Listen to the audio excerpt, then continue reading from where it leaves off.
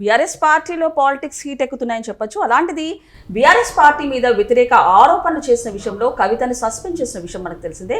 So ఈ నేపథ్యంలో Harish రావుని target చేస్తూ కవిత కొన్ని కీలకమైన వ్యాఖ్యలు చేశారు. అంటే హరీష్ రావు ట్రబుల్ షూటర్ కాదు, బబుల్ షూటర్ అంటూ కూడా కొన్ని వ్యాఖ్యలు చేశారు. మరి ఈ నేపథ్యంలో కవిత అసలు ఎవరు వదిలిన బాణం, అసలు బీఆర్ఎస్ పార్టీలో ఏం జరుగుతోంది, ఏం జరగబోతోంది, మరి గురించి విశ్లేషించుకోవడానికి మనతో పాటు senior journalist and doctor Durga Vadlamani గారు ఇప్పుడు మనతో ఉన్నారు. నమస్తే మేడం. నమస్తే అండి. మనం చూడొచ్చు, సిబిఐకి అప్పగిస్తూ కాళేశ్వరం ప్రాజెక్ట్ ఒక బిగ్ ట్విస్ట్ అయితే నెలకొందని చెప్పొచ్చు. అలాంటిది పార్టీ మీద వ్యతిరేక ఆరోపణలు చేసిన విషయంలో కవితనైతే సస్పెండ్ చేశారు. సో మరి కవిత కొత్త పార్టీ పెట్టబోతుందా? అండ్ అలాగే హరీష్ రావు ట్రబుల్ షూటర్ కాదు, డబుల్ షూటర్ అంటూ కూడా వ్యాఖ్యలు చేయడము అండ్ అలాగే సస్పెండ్ అవ్వడం ఇవన్నీ వెంటనే జరిగాయని చెప్పొచ్చు. అసలు కవిత ఇలాంటి వ్యాఖ్యలు చేయడానికి కవిత వెనకాల ఎవరున్నారు, అసలు కవిత ఎవరు వదిలిన బాణం అండ్ అలాగే బీఆర్ఎస్ పార్టీలో ఏం జరుగుతుందంటారు? ఇప్పుడు కవిత ఎవరు వదిలిన బాణం అనే దాని మీద రకరకాల చర్చలు జరుగుతున్నాయి. ఆవిడ ఎవరు వదిలిన బాణం అనేది అనవసరం, ఎందుకంటే ఆవిడే సస్పెండ్ కావాలని కోరుకున్నారు ఆవిడ. ఎందుకంటే ఎప్పుడైతే కవిత జైలు నుంచి వచ్చాక కేసీఆర్ ఆవిడని దగ్గరికి తీయలేదు. మనకు తెలుసు, మీరు ఎక్కడికక్కడ ఏ సందర్భంలో చూసినా కూడా ఆయన ముభావంగానే ఉన్నారు చెప్పాలంటే. సో ఆవిడకి అదొక బాధ. ఇంకొకటి, పార్టీలో ఆవిడకి సరైన గుర్తింపు రాలేదు. అంతకుముందు కవిత వేరు, లిక్కర్ స్కామ్లో ఆవిడ అరెస్ట్ అయ్యాక కవిత వేరు. సో అది ఆవిడ జీర్ణించుకోలేకపోతుంది. అంటే ఒక మహిళగా నాకు సరైన గౌరవం ఇవ్వలేదు అనడం అనేది తప్పు నా దృష్టిలో. ఎందుకంటే కేసీఆర్ మొత్తం మీరు అంటే 10 ఏళ్ళు ఆయన రాజకీయ ఇది చూసుకుంటే ఒక ముఖ్యమంత్రిగా మహిళలకు ఆయన ఎక్కడా ప్రాధాన్యత ఇవ్వాల. ఇంకా కొద్ది గొప్ప కూతురికే ఇచ్చాడు ఆయన. కూతురు కూడా రాజకీయాల కంటే కూడా ఆవిడ జాగృతి పెట్టుకున్నారు, బతుకమ్మ మీద దృష్టి పెట్టింది ఆవిడ ఎమ్మెల్సీ కావాలనుకుంది. మొన్న కూడా ఎమ్మెల్సీ అయింది కదా ఆవిడ. అంటే తను ఎంతవరకు ఆవిడ చేయగలదో అంతవరకు చేయనిచ్చారు ఎవరు, కేసీఆర్. కాకపోతే తను ఎప్పుడైతే దారి తప్పిందో అతను ఏం చేస్తాడు, దానికి ప్రతిఫలం ఆయన చెల్లించుకున్నాడు. చాలా అతిపెద్ద భారీ మూల్యం చెల్లించుకున్నారు కేసీఆర్ బికాజ్ ఆఫ్ కవిత. ఇప్పుడు కేటీఆర్ ఓ పక్క తప్పులు చేశారు 2వ టర్మ్లో, మరో పక్క కవిత కోలుకోలేని దెబ్బ కొట్టింది. ఒకటి సన్ స్ట్రోక్, ఇంకో డాటర్ స్ట్రోకు కేసీఆర్కి. అందుకని ఆయన ఫామ్ హౌస్కి పూర్తిగా పరిమితం అయ్యారు. ఇప్పుడు ఇంత రెచ్చిపోయి మాట్లాడే కేసీఆర్ ఈ మధ్యకాలంలో ఎక్కడైనా ఒక స్పీచ్ మనం విన్నామండి? అంటే ఏంటి మేడం, అంటే ఎన్నిసార్లు అంతకుముందు కూడా కేసీఆర్ చుట్టూ కేసీఆర్ దేవుడే కానీ దేవుడు తర్వాత అందరి చుట్టూ దయ్యాలు ఉన్నాయి కేసీఆర్ చుట్టూ అంటూ కూడా అంతకుముందు కేటీఆర్ని ఉద్దేశించి వ్యాఖ్యలు చేయడం, ఇప్పుడు హరీష్ రావు గారిని ఉద్దేశించి వ్యాఖ్యలు చేయడం, ఇలా వరుసగా వ్యాఖ్యలు చేస్తున్నారు. ఎందుకు ఇప్పటి వరకు బీఆర్ఎస్ పార్టీలో కేటీఆర్ కానివ్వండి కేసీఆర్ కానీ ఎందుకు రెస్పాండ్ అవ్వలేదంటారు? ఎందుకు అవ్వాలి, అవసరం లేదు. ఇప్పుడు ఆవిడని సస్పెండ్ చేశారు పార్టీ నుంచి, అంతే. ఆవిడని పూర్తిగా పంపించలేదుగా.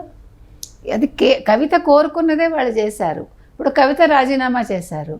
ఇప్పుడు కవిత మీద ఈరోజు ప్రతి ఒక్కళ్ళు మాట్లాడుతున్నారు. మీరు గమనించండి, మనం ఎప్పుడో చెప్పాం కవిత ఏ రకంగా దందాలు చేశారు, ఉద్యమం టైంలో ఆవిడ ఆంధ్ర వాళ్ళని ఎట్లా ఏడిపించుకు తిన్నారు, ఒక సినిమా రిలీజ్ కావాలంటే ఏ రకంగా ఇబ్బందులు పెట్టారు, ప్రతి ఒక్కళ్ళు చెప్పినవే. ఇవాళ కవిత దగ్గర ఎంత డబ్బు ఉందో ఆవిడకి తెలియదు. ఇప్పుడు ఆవిడ మొన్న ఏమంది అంటే చూసారా, విభీషణుడిలాగా తయారైంది వాళ్ళ కవిత. ప్రతి కుటుంబంలోనూ కలతలు వచ్చినప్పుడు, లేకపోతే సరైన గుర్తింపు రానప్పుడు రాజకీయంగా నేను చెప్పేది, ఒక విభీషణుడు తయారవుతాడు.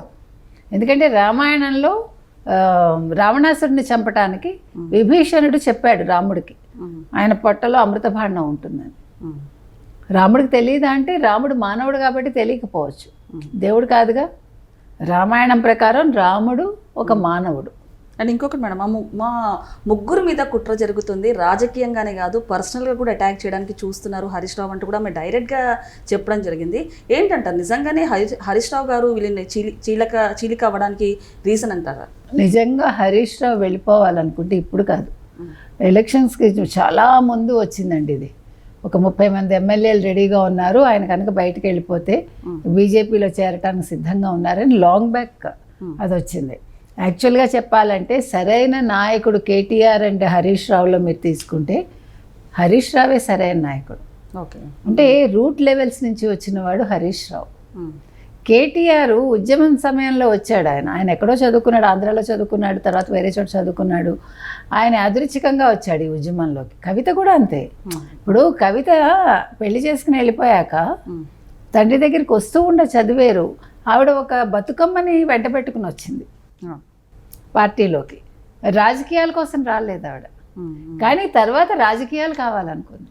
కానీ హరీష్ రావు ఫస్ట్ నుంచి కూడా, ఇప్పుడు కాదు చిన్నప్పటి నుంచి కూడా మేనమామతో కూడా ఉన్నాడు ఆయన. మేనమామ అవసరాలన్నీ ఆయనే చూశాడు. ఒకటి ఎవరైనా ఫోన్ చేస్తే నోట్ చేసుకోవటం కావచ్చు, ఎవరైనా వస్తే అవన్నీ చెప్పటం కావచ్చు. అంటే మేనమామని వెన్నంటి ఉన్నది హరీష్ రావు. అందుకని హరీష్ రావుకి మేనమామ గురించి తెలిసినంత వీళ్ళకి తండ్రి గురించి తెలియదు ఎవరికి, కేటీఆర్కి కానీ కవితకి కానీ.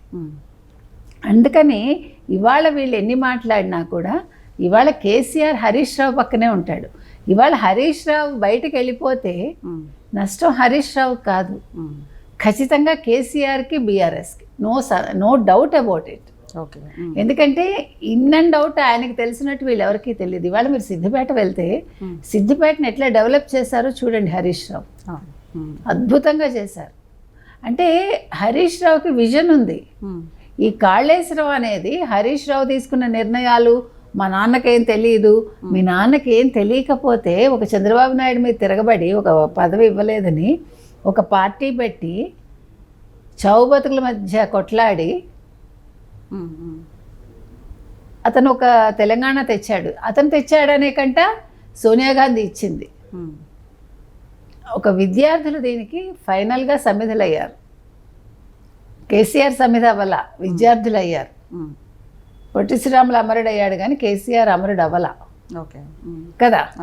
కాబట్టి అంత ఇది జరిగినప్పుడు కవిత లాంటి వాళ్ళు తర్వాత ఎట్లా దోచుకున్నారు? కవిత దోచుకోలేదా ఆంధ్ర వాళ్ళని?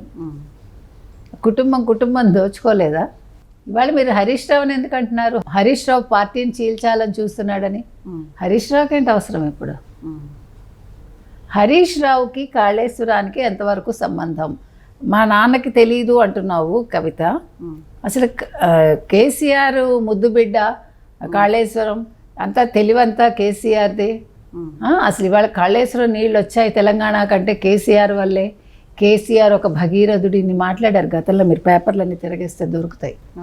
మరి ఇవాళ కేసీఆర్కి ఏం తెలియకుండా హరీష్ రావు ఎట్లా చేశాడు మొత్తం అంతా? మా నాన్న అమాయకుడు, మరి ఆ డబ్బులన్నీ ఎవరు తిన్నారు? మరి మీ అందరి దగ్గరికి ఇంతంత డబ్బులు ఎలా వచ్చాయి? ఇవాళ హరీష్ రావు ఇంట్లో బంగారం ఉంటే, లేకపోతే సంతోష్ రావు ఇంట్లో బంగారం ఉంటే బంగారు తెలంగాణ వచ్చినట్టు కాదని ఆవిడ అంది. మరి మీ ఒంటి మీద ఇన్ని డైమండ్స్ వచ్చాయి కదా, రోజుకో రకం డైమండ్స్ పెడుతుంది ఆవిడ, మీరు గమనించుకోండి. మరి మీకు డైమండ్ మీ దగ్గర ఉంటే మరి డైమండ్ తెలంగాణ వచ్చినట్ట కాదు కదా. ఇంకొకటి మేడం, అంటే అన్నగా రెస్పాండ్ అవ్వకపోయినా ఒక ఎమ్మెల్సీగా నేను ఇన్ని సమస్యలు చెప్పినప్పుడు కనీసం రెస్పాండ్ అవ్వాల్సిన బాధ్యత లేదా అంటూ కూడా కవిత కేటీఆర్ని ఉద్దేశించుకుని వ్యాఖ్యలు చేశారు. ఏమంటారు దీని గురించి? వాళ్ళు రెస్పాండ్ ఎప్పుడయ్యారు? ఆవిడ జైలుకి వెళ్ళినప్పుడు వెళ్ళారుగా వాళ్ళు ఢిల్లీకి, వెళ్ళలేదా? కేటీఆర్ వెళ్ళారు, తర్వాత హరీష్ రావు వెళ్ళారు కదా. ఇప్పుడు ఎందుకు రెస్పాండ్ అవ్వలేదు అనే దానికి కవితకి నిజాలు తెలుస్తాయి. ఓకే, మనకు తెలియదు.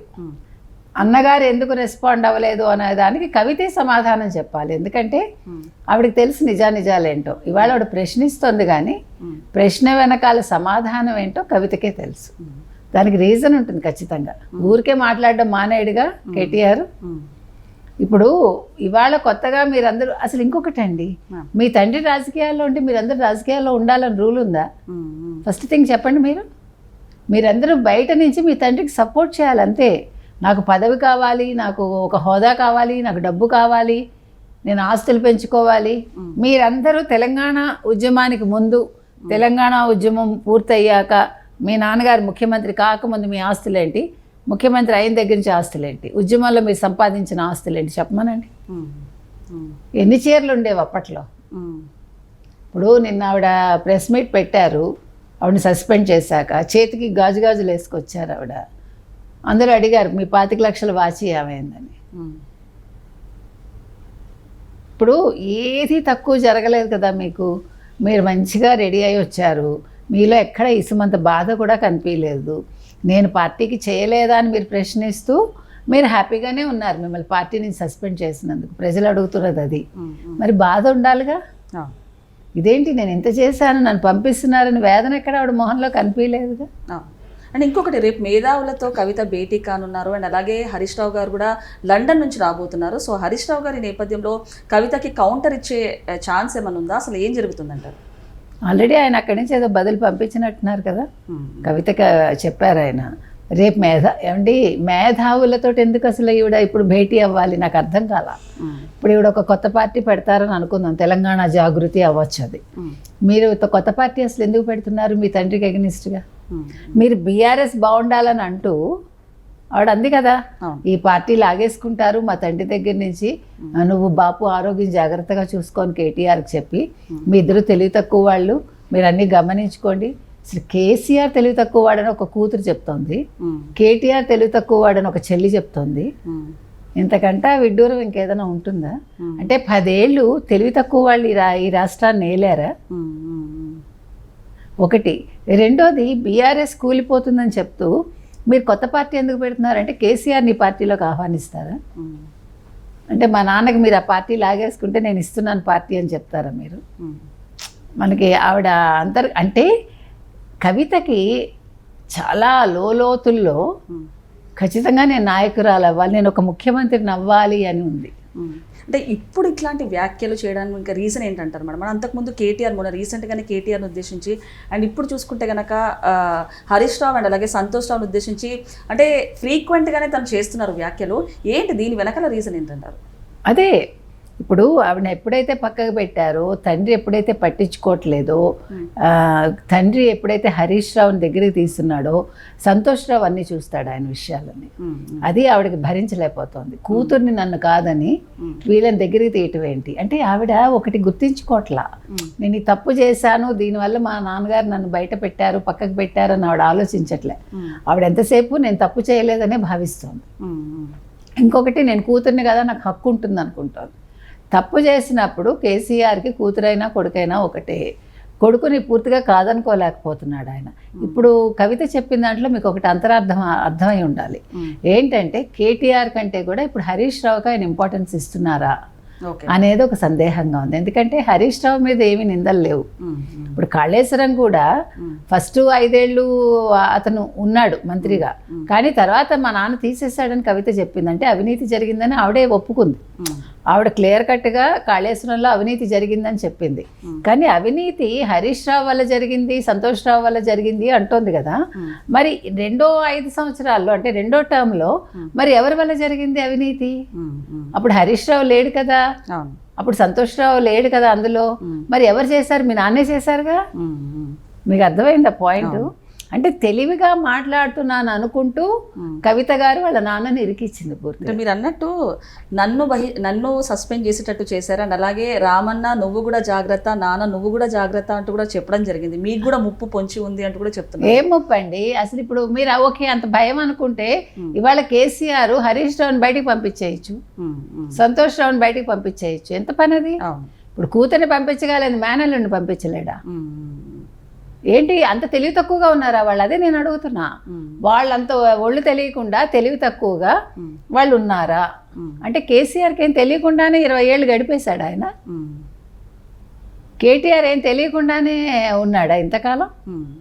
అంటే ఏంటి కపట ప్రేమ అనాలా దీన్ని? లేకపోతే లేని దాన్ని ఉన్నట్టు చూపించాలనుకుంటోంది ఆవిడ? ఏంటి కవిత ఉద్దేశం ఏంటి? ఇప్పుడు కవితకి కావాల్సింది ఒక పార్టీ, ఆ పార్టీ ద్వారా తను ఒక ముఖ్యమంత్రి అవ్వాలనుకుంటోందా? ఇంతే నా క్వశ్చన్. ఓకే, ఆవిడ దగ్గర ఇప్పుడు డబ్బు ఉంది కావాల్సినంత. మరి ఇప్పుడు ఎందుకండి ఏసీబీలు ఇవన్నీ వెళ్ళి రైడ్లు చేయవు కదా? వీళ్ళు వెళ్ళాలి కదా, కరప్షన్ డిపార్ట్మెంట్ వెళ్ళి వాళ్ళు చెయ్యాలి కదా. ఎట్లా ప్రతిరోజు ఒక్కొక్క నగ ఎలా వేసుకోగలుగుతున్నారు? ఈవిడని కాదండి, ఇప్పుడు జయలలితని పట్టుకున్నారు. జయలలిత దగ్గర ఎంత బంగారం దొరికింది? ఏకంగా 100 కిలోలు దొరికింది. ఎక్కడి నుంచి వస్తున్నాయి మీకు? ఎందుకు వస్తున్నాయి? మీరు చట్టాలు మార్చండి. ఎన్ని డైమండ్స్ ఉన్నాయి జయలలిత దగ్గర, ఎంత బంగారం. శశికళ ఆవిడ వేసుకున్న నగలు మనం చూసాం. అంతకు రెట్టింపు ఉన్నాయేమో కవిత దగ్గర. కవిత ఇవాళ మేధావులను పిలిచి మాట్లాడతానంటోంది.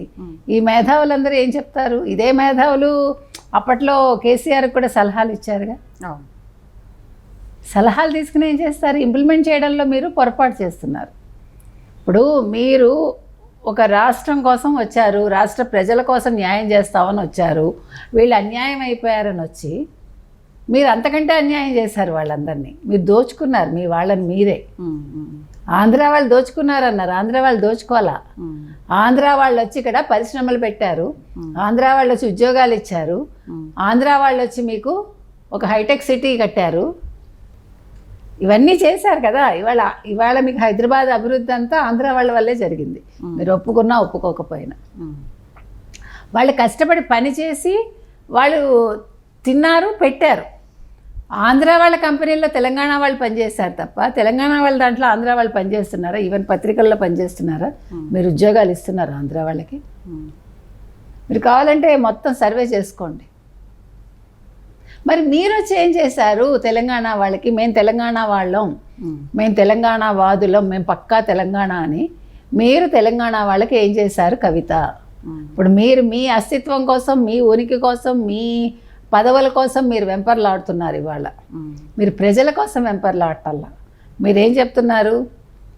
నన్ను పట్టించుకోలేదు నేను అనే సెంట్రిక్గానే వాడు మాట్లాడుతోంది. ఒకటి. రెండు, అన్నగారి గురించి తండ్రి గురించి బాధపడుతోంది తప్ప తెలంగాణ ప్రజల గురించి ఎక్కడ బాధపడలా. తెలంగాణ ప్రజలకి మా నాన్న ఇది చేశాడు అని చెప్పలే ఇంతవరకు, మా అన్న ఇది చేశాడని చెప్పలే, నేను ఇంత చేశానని చెప్పలే. బతుకమ్మ అంటోంది అంతే. బతుకమ్మకి మీ నాన్నగారు డబ్బులు ఇచ్చారు ప్రతి సంవత్సరం. బతుకమ్మకి మీరు ప్లాస్టిక్ పూలు పెట్టేసి బతుకమ్మ ఆడించేస్తే అది తెలంగాణనా? మీరు ఇవ్వకపోయినా ప్రజలు ఆడుకుంటారు వాళ్ళ సొంత డబ్బులు పెట్టి. ఇప్పుడు మీరు ఓడిపోయారు అయ్యా మీ పార్టీ, బట్ 2 ఏళ్ళుగా ప్రజలు తెలంగాణలో బతుకమ్మ ఆడుతున్నారు కదా. కవిత ఆడిస్తుందా? కాదుగా. అది కాదు కదా అస్తిత్వం అంటే, అది కాదు కదా తెలంగాణ ప్రజలు కోరుకున్నది. వాళ్ళకి మీరు ఏమి ఇచ్చారు అనే ప్రశ్న ఇక్కడ ఉద్భవిస్తుంది. దానికి కవిత సమాధానం చెప్పాలి. ఆవిడ ఇవాళ పార్టీ ఎందుకు పెడతారు కొత్తగా? ఆవిడ ఏం ఆశిస్తున్నారు? అసలు తెలంగాణ ప్రజలకు ఆవిడ ఈ 10 ఏళ్లలోనో లేకపోతే 20 ఏళ్లలోనో నేను లేనా ఈ పార్టీలో అని అడిగింది ఆవిడ. పార్టీలో మీరున్నారు, బట్ తెలంగాణలో మీరుండి ఏం చేశారు అంతే మన ప్రశ్న. ఓకే మేడం, నమస్తే. నమస్తే.